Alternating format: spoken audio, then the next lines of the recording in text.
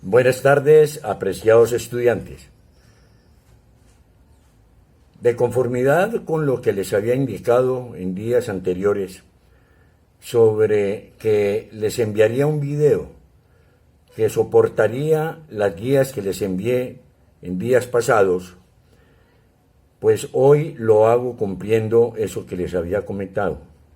Lamentablemente no lo pude hacer con anterioridad, pues algunos problemas que interfirieron con esta realidad que yo quería concretar me lo impidieron. Pero hoy lo hago advirtiendo lo siguiente. Voy a referirme, explicando detalladamente algunos de los pormenores de lo que contienen las guías en esta clase que se dio la semana pasada, que se dio en cuanto a lo que tiene que ver con las guías que les pasé, no personalmente, presencialmente, porque ustedes saben por qué no se pudo realizar la clase. Esta explicación, se va a referir concretamente a lo relativo a los principios del liderazgo, algo que está en nuestro plan de clase, en nuestro plan de aula, y lo que tiene que ver también con los valores sociales. De manera que, por favor, ustedes ubican en sus guías estos temas, los leen desde luego y los confrontan con las explicaciones que yo les daré en este momento. Muy bien, dicho esto, entramos en materia. A ver, principios del liderazgo. Como ustedes bien lo saben y como lo sabemos, los principios del liderazgo son de carácter universal. Estos principios solo existen, así sean ellos buenos o sean malos. Un líder, aquella persona que incide, influencia sobre los demás, es aquella persona también que tiene la capacidad en sus seguidores de incidir en sus cometidos, de incidir en sus conductas, de incidir en sus roles. Para influir en los demás se necesita convencimiento y se necesita tener base de confianza entre la gente que en un momento determinado pretendemos que nos siga, y no en el temor, pues esto no le daría ningún resultado, y menos aún en la manipulación. La mayoría de las personas trata de administrar su tiempo, todos los días lo vemos, uno debe planear, planificar el horario para que obtenga un mejor resultado al finalizar el día en lo que tiene que ver con las responsabilidades de carácter académico, de carácter laboral, etc. Por eso entonces decimos que la mayoría de las personas trata de administrar su tiempo basándose en prioridades, ojo con esto. La gente eficaz organiza su vida y las relaciones basándose en principios, es decir, en leyes naturales y normas que tienen validez y aplicabilidad universal. Aquella persona que aplica los principios universales a los problemas, lo que se traduce en calidad, productividad y relaciones fructíferas para todos, tiene la habilidad para ser líder de cualquier organización. Los principios más importantes del liderazgo, entre los que vamos a mencionar con algunas subderivaciones de ellos que posteriormente se mencionarán en otra parte de nuestro plan de clase, son los siguientes. El primero de ellos es estimular la autoestima. El segundo es el de ser participativo. El tercer principio importante del liderazgo es el de enfocarse en hechos específicos y sus repercusiones y no en las personas. El cuarto son el de las técnicas apropiadas de refuerzos. El quinto es utilizar las habilidades de escuchar. El sexto principio es el de fijar metas y fechas para revisar el progreso y los resultados. Estos son, en síntesis, apreciados estudiantes, los 6 principios importantes del liderazgo. Antes de proseguir adelante, valdría la pena hacer una mención a lo siguiente. Cuando iniciamos este periodo académico lectivo, les dije y les comenté sobre la materia que íbamos a ver, de que se trataba de una especie de trípode en lo que tiene que ver con el liderazgo, que era liderazgo personal, liderazgo social y liderazgo empresarial. Pues bien, si ustedes se analizan el orden en que están expuestos estas clases o tipos de liderazgo, podrán observar que el primero de ellos es el del liderazgo personal, que es apenas normal y lógico que una persona que pretenda ser líder social y posteriormente o coetáneamente líder empresarial, pues hombre, lógicamente tiene que ser primero una persona que se caracterice por ser líder de su propia vida, líder de su propia persona. Si no puede manejarse a sí mismo, menos podrá tratar de conducir, de orientar a los demás. Dicho esto, entonces, comencemos la explicación de estos principios. Este principio de estimular la autoestima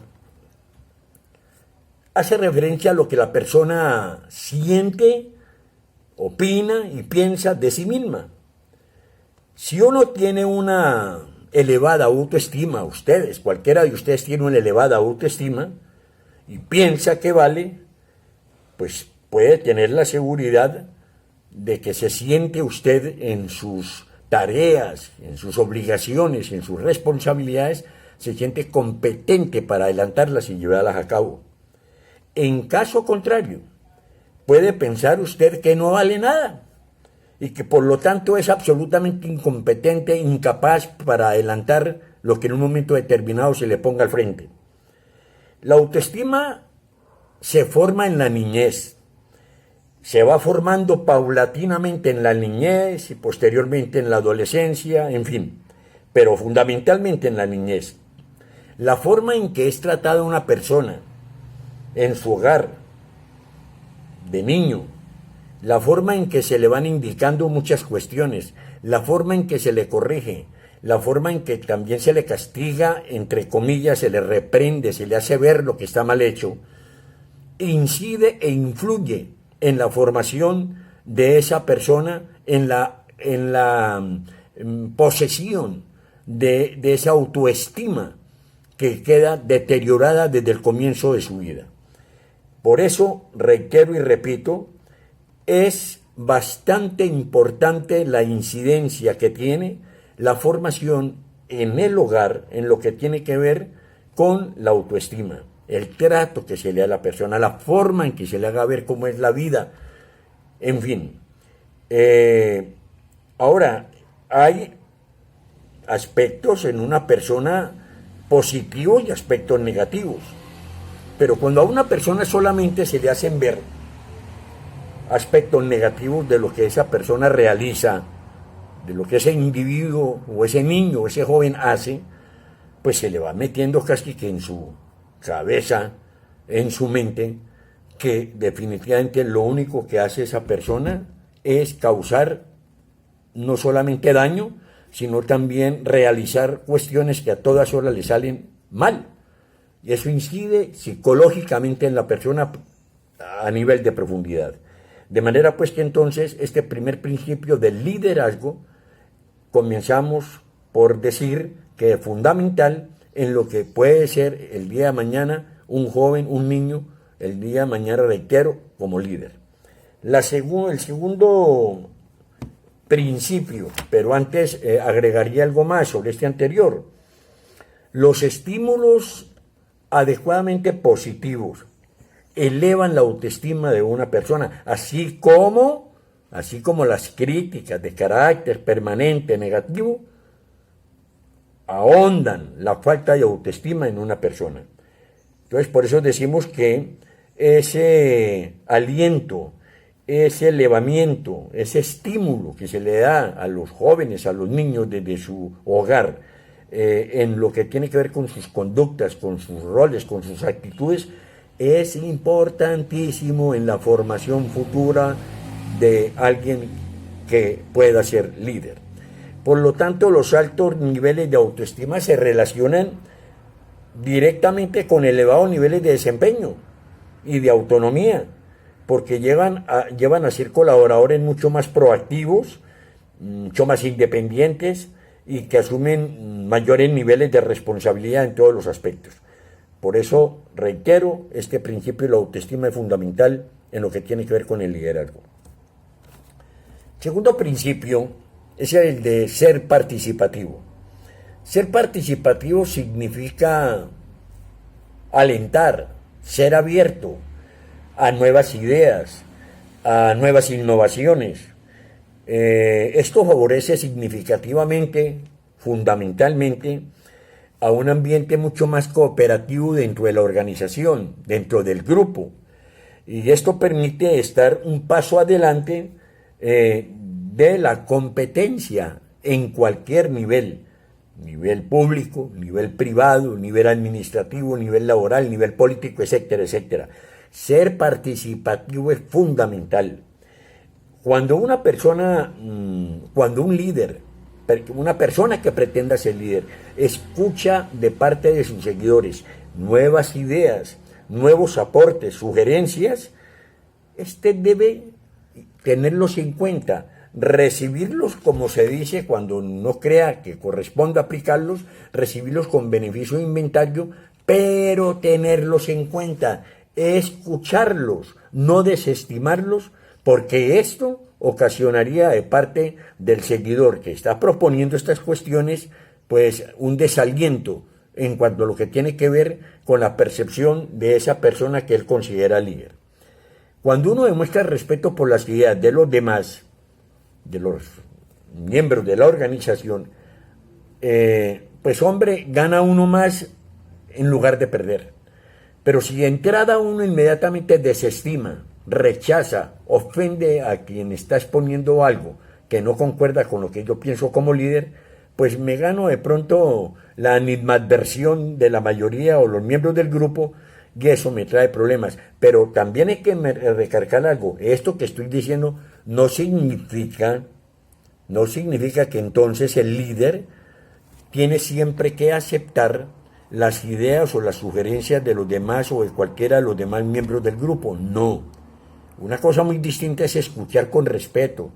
Una cosa muy distinta es dar la posibilidad de que alguien esboce y plantee su pensamiento, y otra muy diferente es que el líder tenga que aceptar y tenga que coparticipar del pensamiento de ese seguidor, porque entonces, perdónenme que se lo diga, no sería en el escueto sentido del término un verdadero líder, porque muchas veces, pues hombre, lo que el líder considera que debe hacerse o que debe cumplirse es lo que después de múltiples experiencias, conocimientos y estudios, él crea que es lo que conviene a esa organización. Pero este principio pues alienta que los miembros de la organización se inquieten por plantear sus propias ideas, sus propias iniciativas, y que el líder las tome con respeto.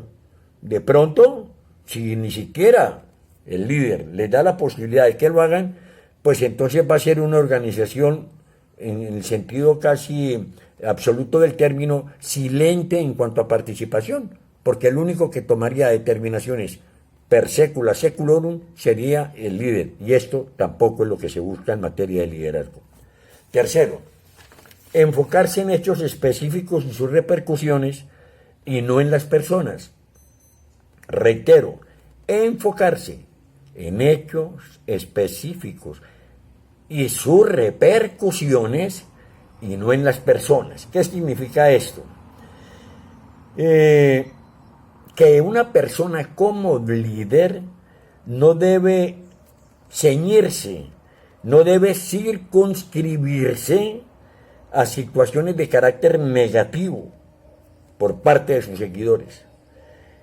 Debe más bien mirar también las cosas, sobre todo con mayor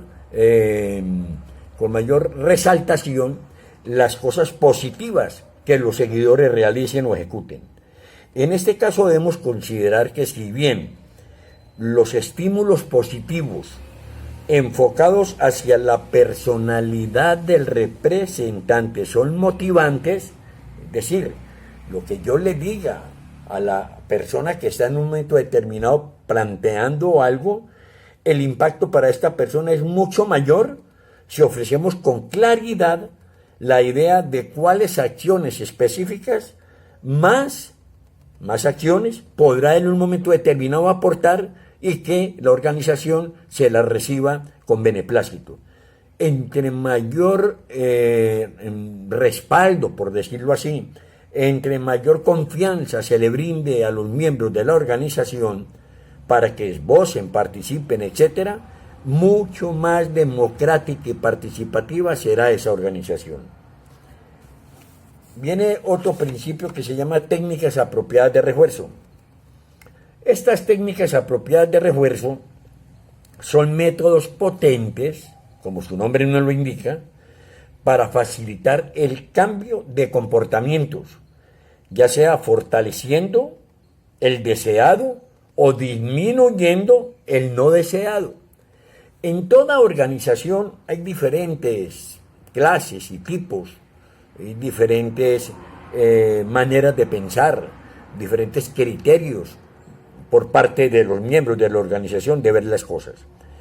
Y ante esta situación, el líder debe analizar con sumo cuidado esa situación y más o menos saber cómo piensa Pedro, más o menos qué piensa Juan, etcétera, etcétera, y tratar de conjugar toda esta serie de situaciones para poderlas manejar ya en conjunto, sin que salga lesionado o perjudicado ninguno de los portadores de estos pensamientos. Por eso estas técnicas apropiadas de refuerzo por parte del líder tienen que ser algo que, sin que a la persona, cuando se trata de una técnica apropiada de refuerzo sobre algo negativo, sin que esa persona se sienta como si lo que hubiera realizado estuviera muy mal hecho. Hay que hacérselo ver de una manera casi que subliminal, con mucha delicadeza en cuanto al léxico que se utilice y en cuanto a la técnica que se emplee, para que esta persona se dé cuenta de que cometió de pronto un error y que debe corregirlo para bien. Pero también, como vemos aquí, que hay comportamientos en que la persona, así como es el deseado, hay comportamientos no deseados dentro de la organización y el que está correcto por parte del seguidor, convencido que lo que está haciendo efectivamente es lo bueno, y resulta que no es así, o si es lo contrario, pues el líder lo que tiene es que resaltar lo que esa persona está aportando, pero simple y llanamente le daría algunos consejos, algunas, como les dijera yo, algunas ideas más, para que eso que él está aportando como especie de plan, como especie de cuestiones que conlleven a la organización a realizar mejor ese punto que está en construcción, eso le serviría a esta persona recibir por parte del líder algunos refuerzos para que esto saliera mucho mejor de lo que en un momento determinado podría ser como lo tenía inicialmente. Este es un refuerzo positivo. El elogio y el reconocimiento recibido por parte de una persona en una organización satisfacen la necesidad de esa persona de autoestima. Lo hacen sentir bien. ¿Quién no se siente halagado cuando en público alguien le reconoce o lo pone como ejemplo y resalta su conducta, su comportamiento, su rendimiento en una empresa, en una organización? Todos. Y esto es válido también en cualquier clase de organización en materia de liderazgo. Ahora, otras personalidades pueden reaccionar también, ¿no? Ante estímulos negativos, si se les quitan o reducen, porque se les quitan o reducen algunas significaciones o algunas cuestiones dentro de la organización. Por eso hay que tener mucho cuidado con esto. El inconveniente es que si bien algunas personas solo reaccionan ante estímulos negativos, porque hay personas que solamente andan casi que, escúcheme el término, casi que a las patadas, ¿qué cosa? Hay gente que no aprende a acatar y aprende, no obedece absolutamente nada, no prosigue ninguna norma, ni ningunas leyes, ni ningunos reglamentos. Y ejemplo lo tenemos, mire, es increíble. Ahora con este problema que estamos viviendo del coronavirus, con esta cuarentena, hombre, se ponen a pensar que todavía, ustedes se habrán dado cuenta, todavía hay gente sabiendo que hay unas disposiciones a nivel nacional, que les acarrean sanciones, todo lo que ustedes quieran, y ni aún así.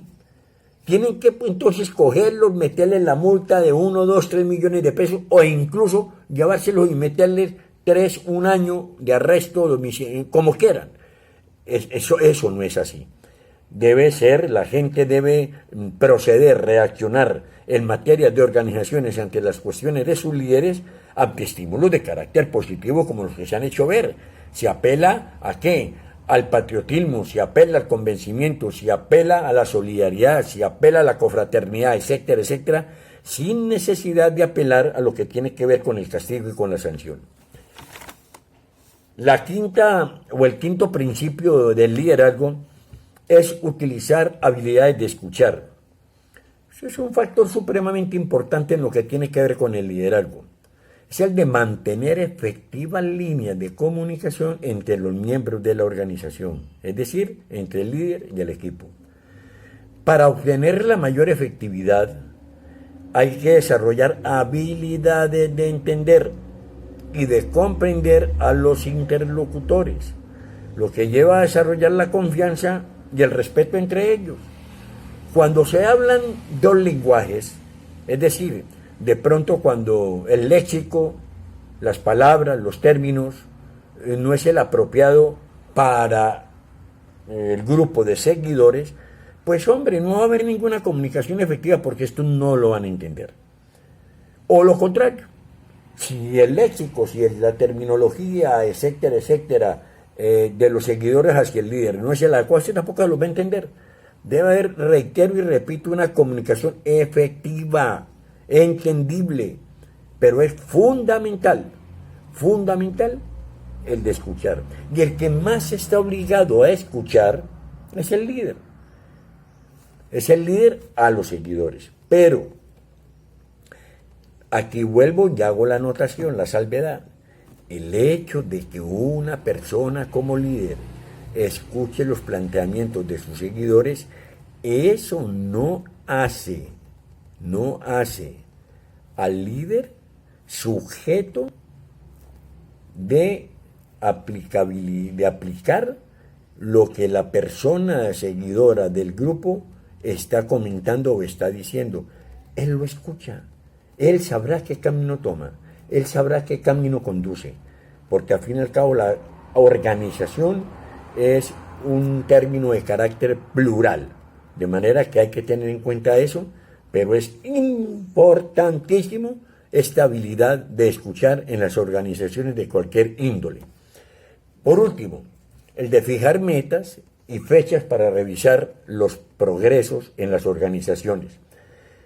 Para obtener cualquier cambio de comportamiento en los seguidores o en el líder, luego del análisis de la situación y acuerdo a la modificación que en un momento determinado se haga determinado plan que se tenga previsto, sobre esto se deben fijar metas.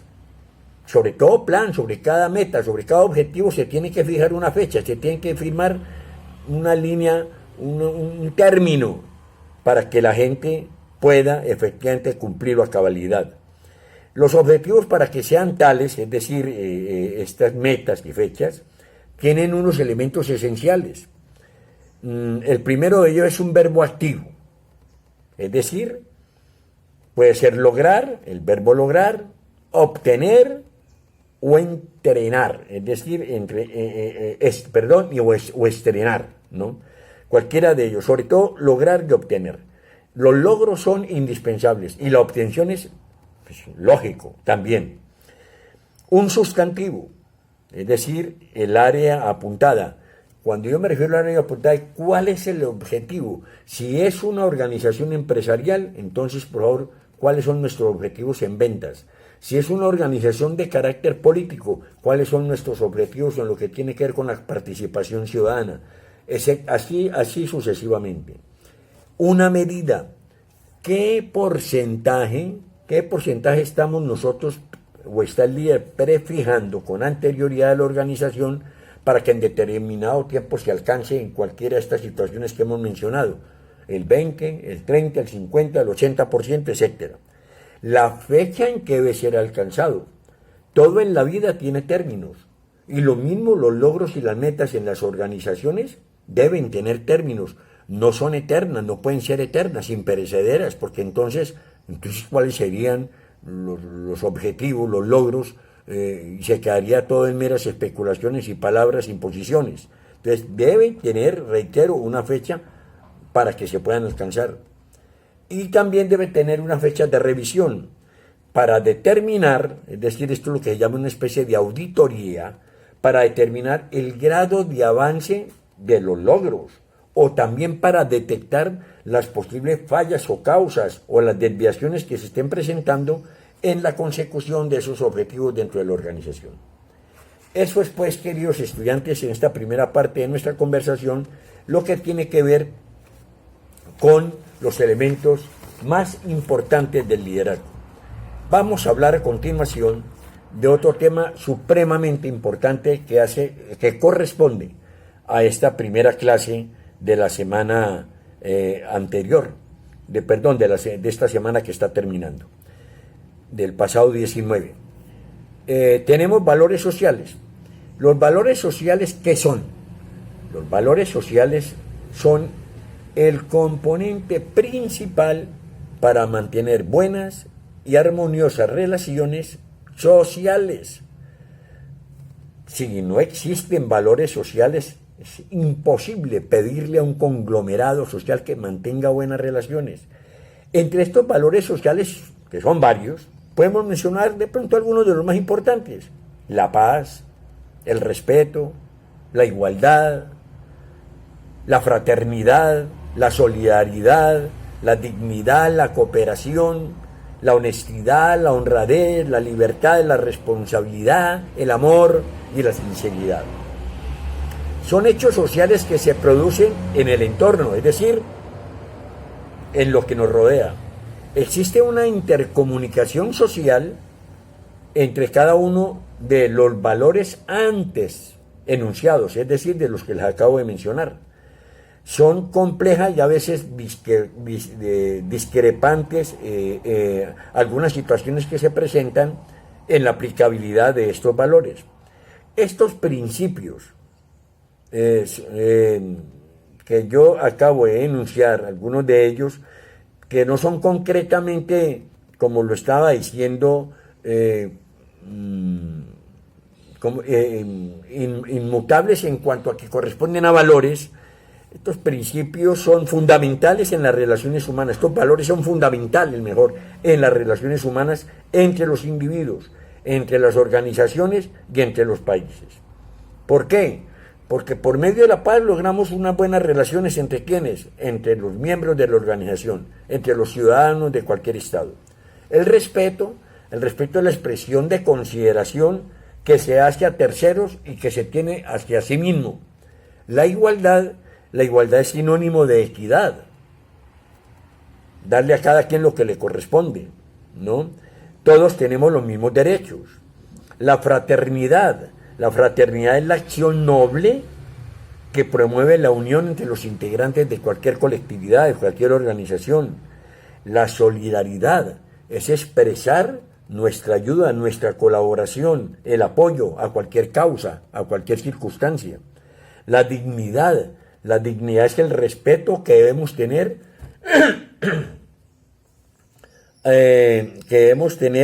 al comportarnos hacia los demás. Nosotros tenemos que tener en cuenta de que cada ser humano, por el solo hecho de ser humano, merece nuestro respeto, merece ser tratado con absoluta dignidad como ser humano. La cooperación La cooperación también es fundamental dentro de cualquier sociedad civilizada, que es la asistencia que ofrecemos de manera desinteresada ante cualquier evento, ante cualquier circunstancia que requiera de nuestro aporte. Cuando nuestro comportamiento es correcto, decimos que existe honestidad en todas nuestras conductas, que es una de las falencias, de las fallas de esta sociedad actual. La falta de honestidad, la falta de saber comportarse ante tantas situaciones en todos los ámbitos de la vida nacional. La honradez, que tiene absoluto apego, está totalmente imbanada, pegada a la honestidad, es la conducta intachable de la persona. Se es o no se es honrado. Uno no puede ser honrado a medias. No, pues que yo hice esta cosita, pero así, no señor. ¿Es honrado o no es honrado? La libertad es el valor más apreciable en el ser humano, ya que es la forma de expresar por voluntad propia nuestros actos. No sentimos o no sentirnos presionados, obligados por nada ni por nadie. Esto tiene que ver con la autonomía que ya habíamos definido, es decir, de ejercer nuestro propio pensamiento, el de actuar conforme a nuestra propia determinación. Viene también la responsabilidad. Uno como ciudadano en cualquier organización, en cualquier estado, tiene deberes, es lógico, pero también, tiene derechos, pero también tiene deberes. Recuerden bien que nuestros derechos llegan hasta donde comienzan los derechos de los demás. Y para eso se requiere ser responsable con nuestros actos. Es responder por ellos, porque no solamente con nuestras conductas que van en contravía de cualquier situación de la que hemos mencionado, nos afectamos nosotros, sino que afectamos o afectamos a una persona en concreto, sino que afectamos a toda una sociedad. También tenemos lo que es el amor, que es la expresión del afecto personal y de buena voluntad. Esto aquí vale la pena mencionar, ya que algunos en estos tiempos poco lo tienen en cuenta, el mandamiento de la doctrina cristiana respecto a que el amor es el mandamiento con promesa, amar a tu prójimo como a ti mismo. Y hace mucha falta en esta sociedad actual eso. Hay que amarnos los unos a los otros y teniéndonos no solamente consideración y respeto, sino también solidaridad, apoyo y ayuda. Asimismo tenemos la sinceridad, que es la expresión de la veracidad. Si hay algo que enturbie, si hay algo que enlode lo que es la verdadera traza, camino de una organización, es la deslealtad, es la falta de sinceridad, el no proceder con asertividad, como lo vamos a ver posteriormente, respecto a lo que tenemos que realizar. Tenemos que saber decir sí a lo que debe decirse sí y no a lo que debe decirse no. Muy bien, veamos ahora lo que es el liderazgo social. El liderazgo social, ya les comenté con anterioridad que quien pretenda ser líder social, pues hombre, primero que todo tiene que ponerle orden a su vida, ser líder de su propia vida. Ustedes me presentaron un trabajo que yo les impuse, que fue su proyecto de vida. En ese proyecto de vida está esbozado más o menos algo lo que estamos hablando de su liderazgo personal. ¿Qué es lo que ustedes quieren hacer de la vida? ¿Qué quieren hacer en su vida? ¿Qué quieren estudiar? ¿Qué trabajo quieren realizar? ¿Qué papel quieren jugar en la sociedad? ¿Bajo qué parámetros se quieren ustedes estar moviendo? Etcétera, etcétera. Es decir, ser líderes personales. Y para ello, simple y llanamente, si prosiguen posteriormente a eso, pues hombre, tendrán el día de mañana que ser en cualquiera de sus ámbitos líderes sociales. El liderazgo social es el arte de dirigir, no dirigirse a uno, ya es dirigir a un grupo de personas o a una comunidad y conducirla hacia el logro de determinados objetivos.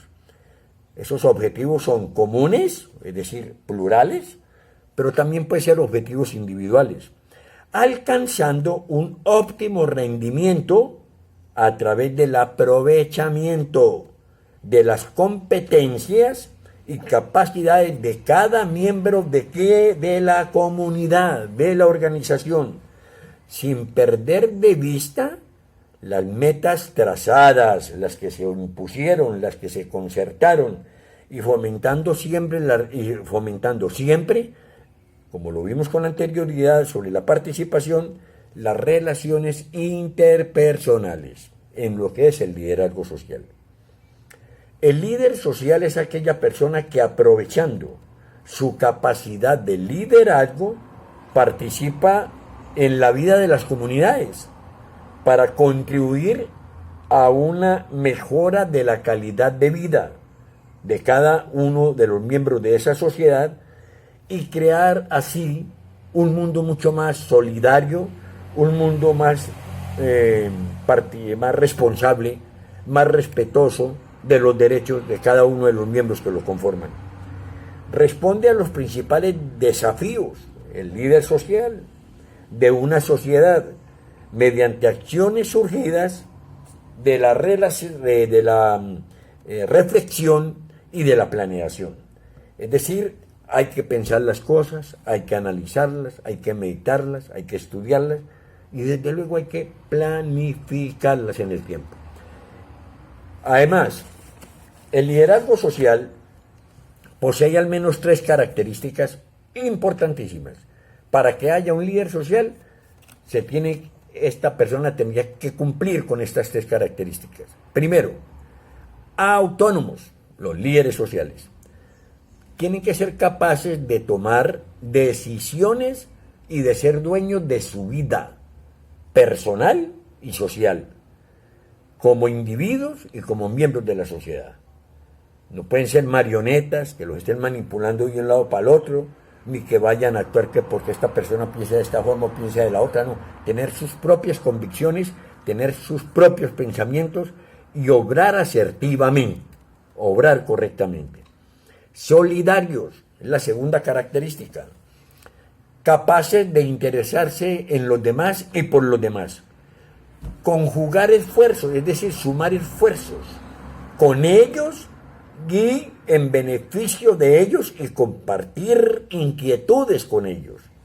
La solidaridad mueve a las personas a actuar de manera conjunta en la resolución de asuntos de interés personal o de interés común y social. La solidaridad es importantísima en todos los aspectos. De la solidaridad depende muchas veces el desarrollo de los pueblos. Pueblo solidario, pueblo unido, pueblo que tenga sentido de pertenencia a una organización, que tenga eso que les estoy comentando, tenga la seguridad de que sale adelante. Responsables. Son personas, los líderes, que son capaces de asumir responsabilidades por sus acciones, que cumplen las obligaciones contraídas y las tareas que han emprendido. No solo ser responsable con uno mismo, no solamente así, es decir, asumiendo las consecuencias de nuestros propios actos, eso es responsabilidad con uno mismo, asumir las consecuencias de nuestras ejecuciones, de nuestras conductas, sino que la responsabilidad trasciende de responder también hacia los demás. Yo tengo que responder por el malestar o la lesión o el daño causado también a los demás. No como líder, no a lo que yo me hice, sino a lo que yo causé con mi conducta y con mi actitud.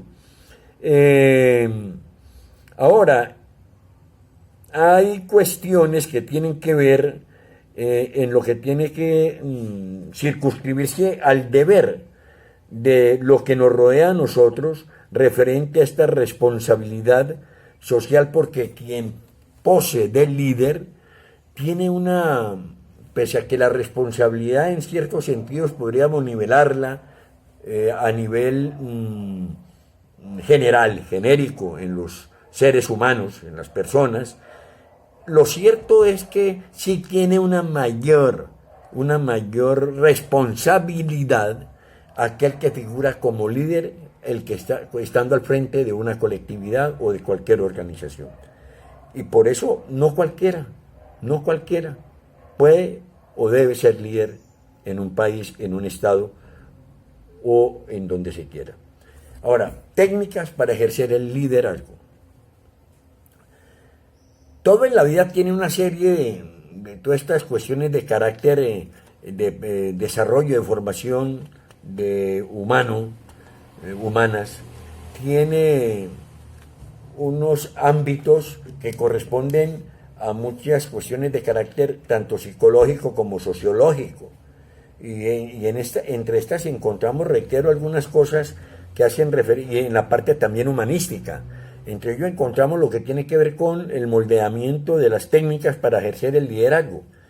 La primera de ellas es moldear la visión. ¿Qué es visión? Ya lo sabemos. Visión es lo que nosotros pretendemos ser el día de mañana.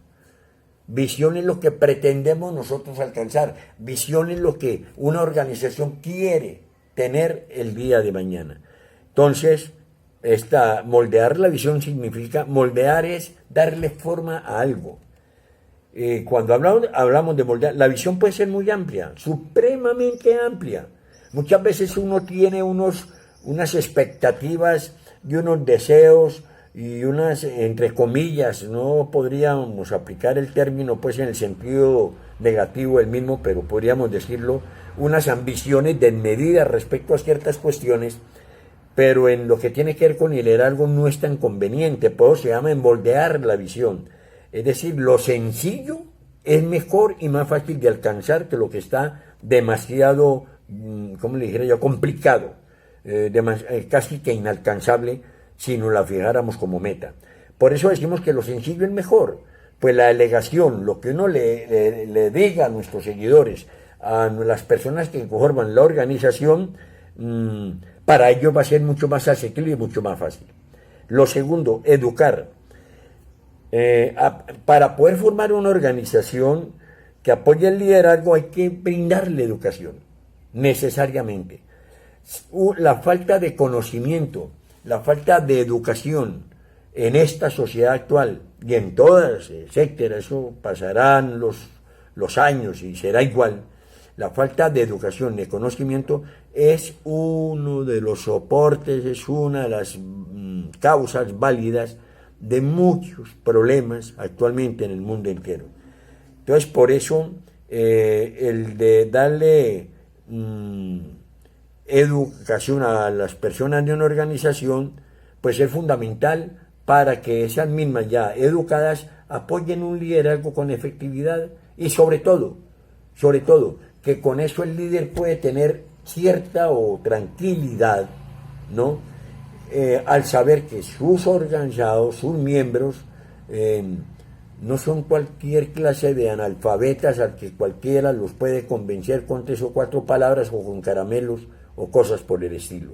Por eso la educación es fundamental en los miembros de la organización. Asimismo tenemos el de dar y obtener. Claro, hay que dar a la persona, pero esa dadivosidad, eso que se le entrega a unas personas en conocimiento, en conferencias, en ejemplos, etcétera, etcétera, debe tener también una retroalimentación dentro de la organización. Es decir, es una cuestión que una especie de boomerang va y se regresa y se vuelve beneficiando al líder, al directivo y beneficiando a los mismos miembros de la organización. Es dar y obtener, retroalimentación. Ahora, saber delegar autoridad. Hombre, combinar el control centralizado con la ejecución descentralizada. Ya les había dicho, el líder siempre debe mantener el control. Él debe mantener el control. El líder es él. El líder no son los demás que le están manejando eso como se les venga en gana. Así, por buenas ideas que tengan, ya yo lo había comentado, el líder las sopesa, las evalúa y él sabrá, él es el que toma la determinación. Pero requiero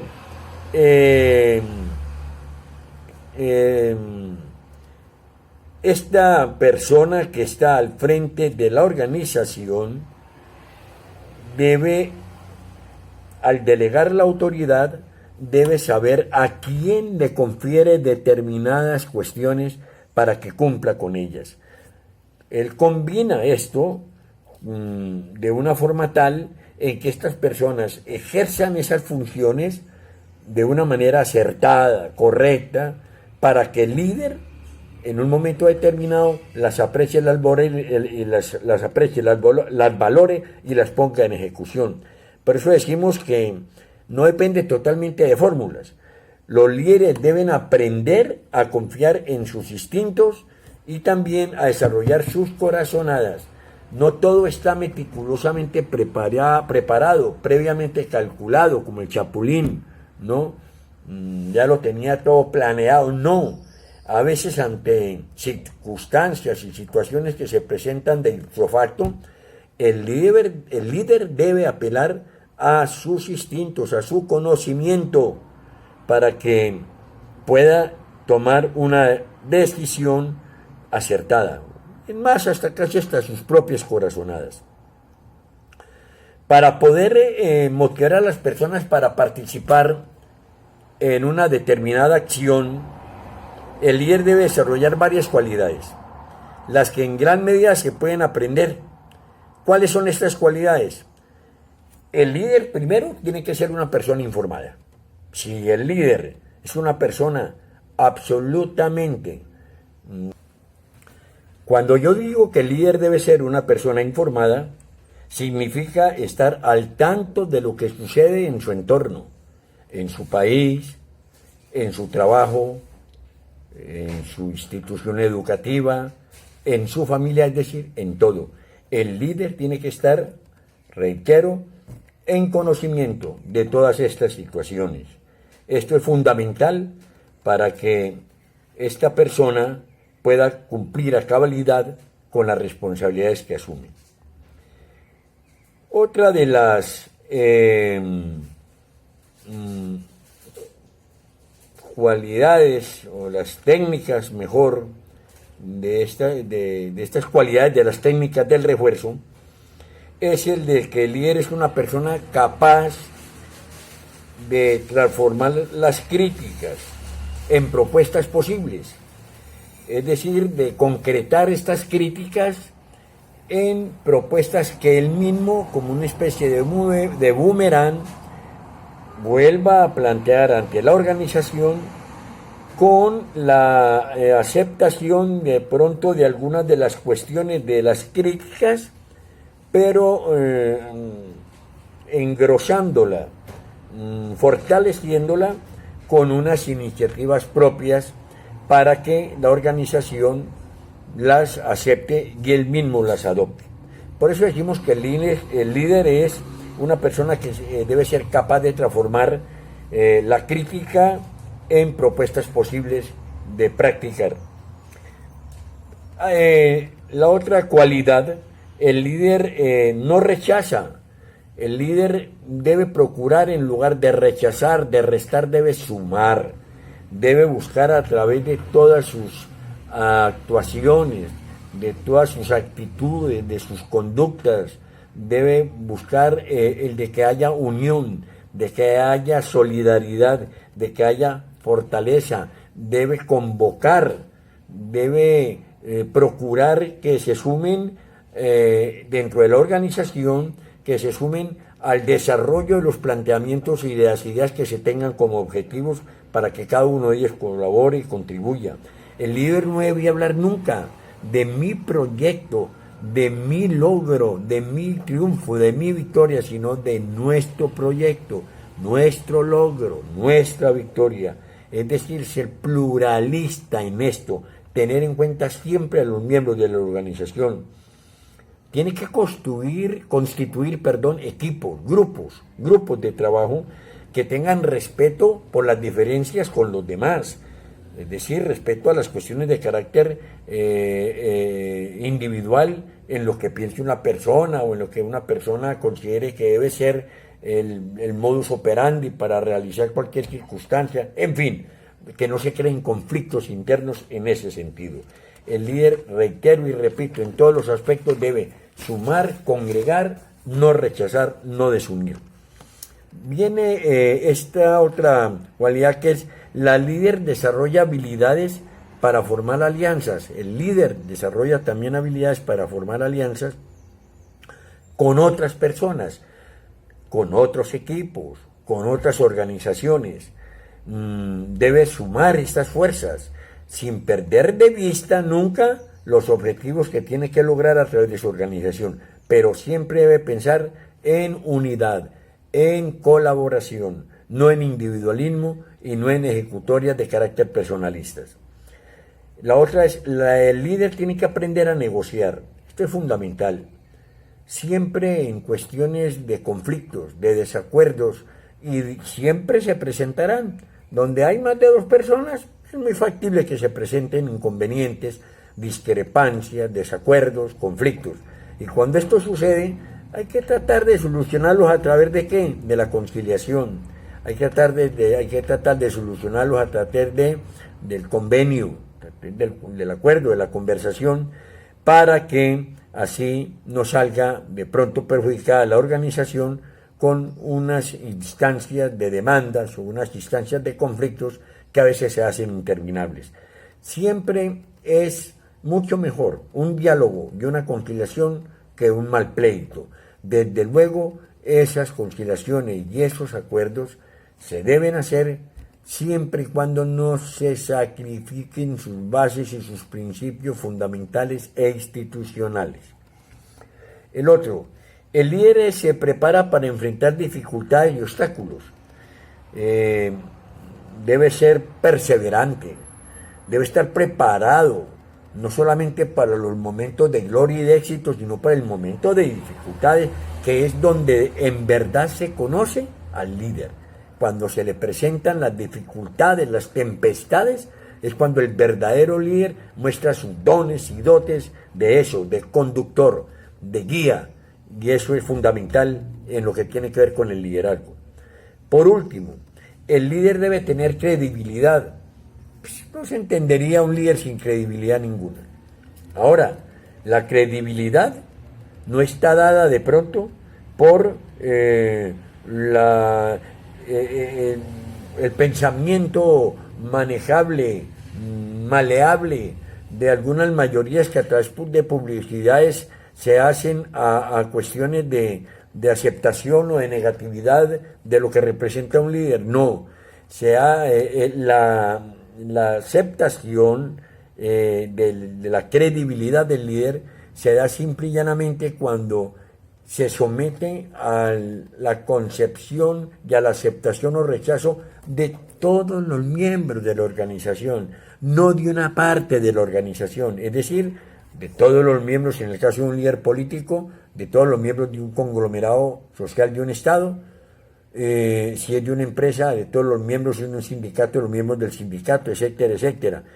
Porque el líder, para que pueda tener esta credibilidad, si cumple con este principio de la coherencia, es decir, que exista una absoluta consecutividad y cumplimiento entre lo que dice y entre lo que hace, entre lo que piensa y lo que en un momento determinado expone.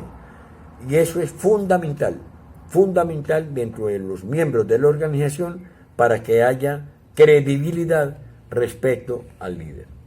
Muy bien, hemos llegado así al final de esta primera clase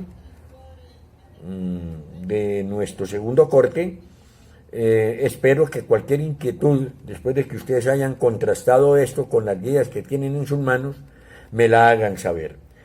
Por el parcial del primer corte, ustedes ya saben que se hará en forma presencial. Yo simple y llanamente estaré esperando instrucciones de las directivas de la universidad, puesto que ellas son las que en un momento determinado deben tomar esta serie de actuaciones, esta serie de definiciones en lo que tiene que ver con la parte académica. Muchísimas gracias por la atención, que tengan una buena tarde.